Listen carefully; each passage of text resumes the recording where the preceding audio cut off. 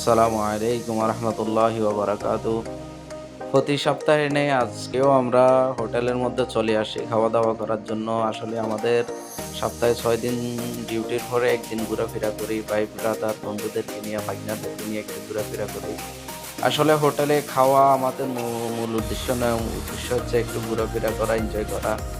আমরা একদিন ছুটির মধ্যে ঘোরাফেরা করি। আর জেদ্দার মধ্যে কোথায় সবচাইতে হোটেলগুলা সবচাইতে ভালো বাঙালি হোটেল।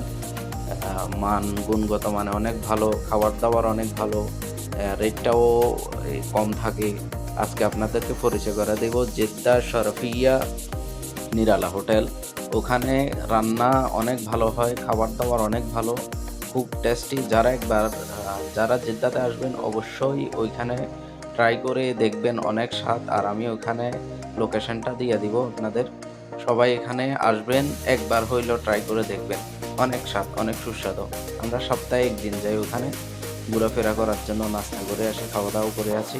যাই হোক, খাওয়া-দাওয়া শেষে এখন বলতেছি যে একটু মিষ্টি মুখ করব, মিষ্টি মুখ। এখানে আসলে অবশ্যই দেখতেছেন এগুলোর নাম হচ্ছে রসমালাই, উতা রসমালাই। অনেক সুস্বাদু। যারা দেশে রসমালাই খাইছেন দেখবেন, আর এখানে ট্রাই করে দেখবেন, অনেক স্বাদ। একবার খাইলে বারবার খেতে আসবেন। এটার নাম হচ্ছে উতা রসমালাই। যারা জেদ্দাতে আসবেন অবশ্যই এখানে এসে খেয়ে নিবেন। খাওয়া দাওয়া শেষ, যাই হোক আলহামদুলিল্লাহ। এরপরে আসলে আমাদেরকে আজকে বাগিনার পক্ষ থেকে আমাদেরকে আজকে টিপ দিছে, বলতেছে যে চলেন আজকে আমার পক্ষ থেকে আপনাদেরকে সাপ্তাহিক টিপটা দেওয়া হবে।